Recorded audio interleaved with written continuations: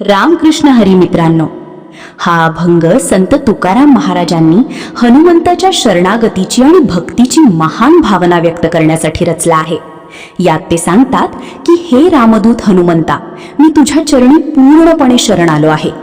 हनुमानजी हे केवळ शक्तीचे प्रतीक नाहीत, तर ते भक्ती, निष्ठा आणि सेवाभावाचे मूर्त रूप आहेत. संत तुकाराम महाराज आपल्याला शिकवतात की खरी भक्ती म्हणजे अहंकार सोडून पूर्णपणे देवाच्या चरणी लीन होणे. या अभंगात ते हनुमंताला विनंती करतात की भक्तीचा मार्ग कसा आहे हे मला दाखव, कारण भक्ती ही केवळ बोलण्याची गोष्ट नाही, तर ती आचरणाची वाट आहे. त्या वाटेवर चालण्यासाठी मनात धैर्य, श्रद्धा आणि स्वामींच्या चरणी पूर्ण समर्पण असणे आवश्यक आहे. हनुमानजी हेच धैर्य आणि सेवाभावाचे आदर्श आहेत. तुकाराम महाराज शेवटी म्हणतात की अंजनी पुत्र हनुमान हे रुद्राचे अवतार आहेत, म्हणजेच त्यांच्यात दिव्य शक्ती आणि करुणा दोन्ही आहेत. त्यामुळे त्यांच्या शरण गेल्यास जीवनात भीती राहत नाही आणि भक्तीचा खरा अर्थ समजतो. आपल्यालाही या अभंगातून हे शिकायला मिळते की खरी भक्ती म्हणजे शरणागती आणि निस्वार्थ सेवा. अभंग 283. शरण शरणजी हनुमंता, तुझा आलो रामदूता. काय भक्तीच्या त्या वाटा, मज दावाव्या सुभटा. जूर आणि धीर, स्वामी काजी तू सादर. तुका म्हणे रुद्रा, अंजनीचिया कुमरा. ओळ क्रमांक 1. शरण शरणजी हनुमंता, तुझा आलो रामदूता. या अभंगात संत तुकाराम महाराज हनुमंताच्या चरणी पूर्ण शरणागती व्यक्त करतात. शरण शरणजी हनुमंता या पहिल्या ओळीत ते दोनदा शरण हा शब्द वापरून आपली पूर्ण आणि अखंड भक्ती दाखवतात. येथे भक्त स्वतःचा अहंकार, गर्व आणि सर्व सांसारिक आधार सोडून फक्त हनुमानजींच्या चरणी लीन होतो. हेच खऱ्या भक्तीचे पहिले पाऊल आहे. तुझा आलो रामदूता या ओळीत ते हनुमानजींना रामाचे दूत असे संबोधतात. हनुमानजी हे भगवान श्रीरामांचे परम भक्त आणि सेवक आहेत. त्यामुळे त्यांना रामदूत म्हटल्याने त्यांची सेवा, निष्ठा आणि शक्ती अधोरेखित होते. भक्त तुकाराम महाराज सांगतात की मी आता तुझ्याकडे आलो आहे, म्हणजेच मी आता पूर्णपणे तुझ्या आश्रयाला आलो आहे. या अभंगाचा मुख्य भाव म्हणजे शरणागती आणि मार्गदर्शनाची इच्छा.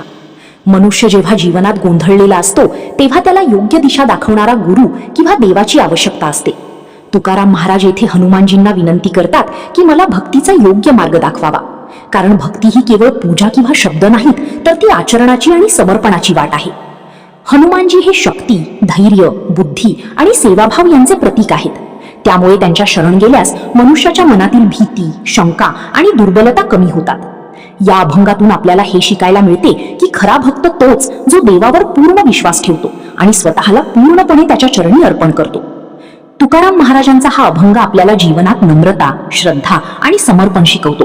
जेव्हा आपण अहंकार सोडून देवाच्या किंवा गुरुच्या मार्गदर्शनाला स्वीकारतो तेव्हाच खरी आध्यात्मिक प्रगती सुरू होते. काय भक्तीच्या त्या वाटा, मज दावाव्या सुभटा. या ओळीत संत तुकाराम महाराज हनुमानजींना अत्यंत नम्रतेने प्रश्न विचारतात आणि मार्गदर्शनाची विनंती करतात. काय भक्तीच्या त्या वाटा या शब्दांत ते विचारतात की खरी भक्तीची वाट कोणती आहे, भक्तीचा खरा मार्ग काय आहे. कारण बाहेरून भक्ती सोपी वाटते, पण तिचा खरा अर्थ समजून घेणे आणि त्या मार्गावर चालणे हे अत्यंत कठीण असते. मज दावाव्या सुभटा या ओळीत ते हनुमानजींना सुभट म्हणजे शूर, बलवान आणि ज्ञानी असे संबोधतात. येथे ते हनुमानजींना विनंती करतात की हे वीर हनुमंता, तू मला भक्तीचा योग्य आणि शुद्ध मार्ग दाखव, कारण भक्तीचा मार्ग हा फक्त कर्मकांड किंवा बाह्य आचरण नसून तो अंतःकरणातील शुद्धता, श्रद्धा आणि समर्पण यावर आधारित असतो. या ओळीचा मुख्य भाव म्हणजे मार्गदर्शनाची तळमळ. संत तुकाराम महाराज स्वतः सुद्धा महान संत असूनही नम्रपणे हनुमानजींना गुरु मानून त्यांच्याकडून भक्तीचे ज्ञान मागतात. हे आपल्याला शिकवते की खरा ज्ञानी तोच जो नेहमी शिकण्यास तयार असतो आणि अहंकार सोडतो. भक्तीचा मार्ग म्हणजे राग, लोभ, अहंकार आणि मोह यांचा त्याग करून देवाच्या नामात लीन होणे. हा मार्ग दिसायला सोपा असला तरी आचरणात आणणे कठीण आहे. म्हणूनच तुकाराम महाराज म्हणतात की मला तो मार्ग दाखवावा. हनुमानजी हे स्वतः सेवाभाव, निष्ठा आणि समर्पण यांचे प्रतीक आहेत. त्यामुळे त्यांच्या मार्गदर्शनाने भक्ताला योग्य दिशा मिळू शकते. या ओळीतून आपल्याला हे समजते की अध्यात्मात गुरुचे महत्व अत्यंत मोठे आहे. गुरुच आपल्याला अंधारातून प्रकाशाकडे नेतो. शेवटी हा अभंग आपल्याला शिकवतो की भक्ती ही शोधायची गोष्ट नाही, तर समजून घेण्याची आणि आचरणात आणण्याची गोष्ट आहे. ओळ क्रमांक 2. जूर आणि धीर स्वामी काजीन तू सादर. या ओळीत संत तुकाराम महाराज हनुमानजींच्या गुणांचे स्मरण करून भक्तीचा एक अत्यंत महत्त्वाचा संदेश देतात. जूर आणि धीर या शब्दांत 2 विरोधी पण पूरक गुण दाखवले आहेत. जूर म्हणजे वेग, शक्ती, उत्साह आणि त्वरित कृती करण्याची क्षमता, तर धीर म्हणजे संयम, स्थिरता आणि संकटातही शांत राहण्याची वृत्ती.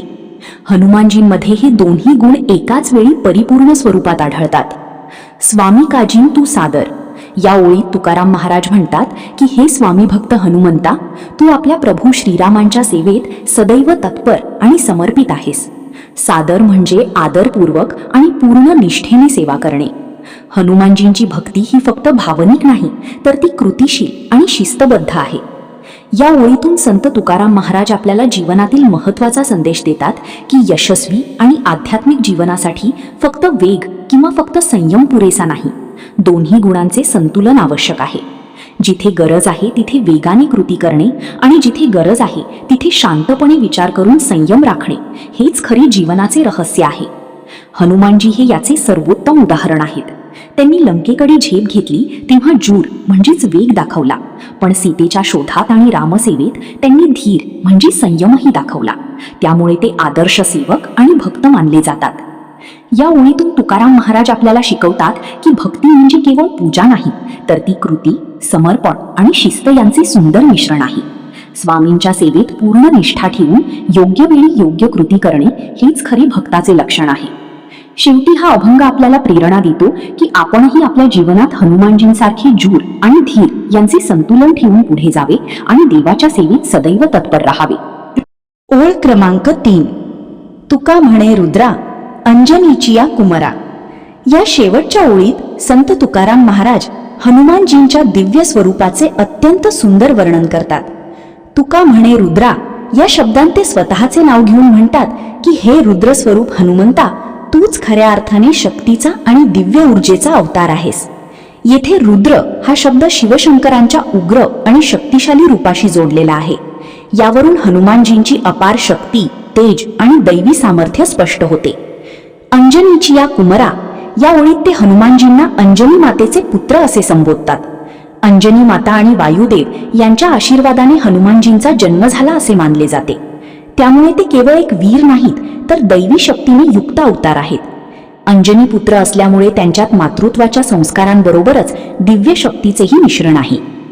या ओळीतून संत तुकाराम महाराज आपल्याला हनुमानजींचे खरे स्वरूप समजावून सांगतात.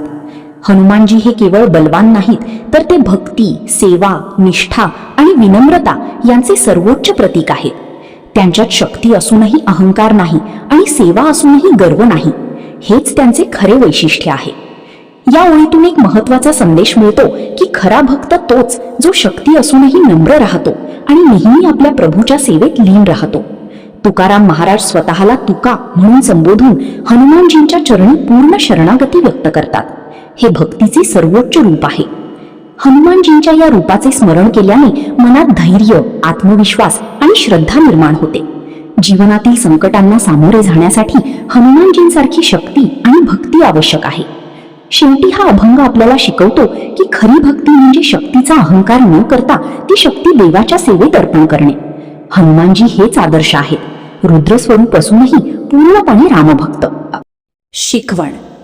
या संपूर्ण अभंगातून संत तुकाराम महाराज आपल्याला एकच मोठा संदेश देतात की खरी भक्ती म्हणजे पूर्ण शरणागती. हनुमानजींसारख्या महान देवभक्ताच्या चरणी शरण जाऊन भक्तीचा खरा मार्ग शिकण्याची तळमळ ते व्यक्त करतात.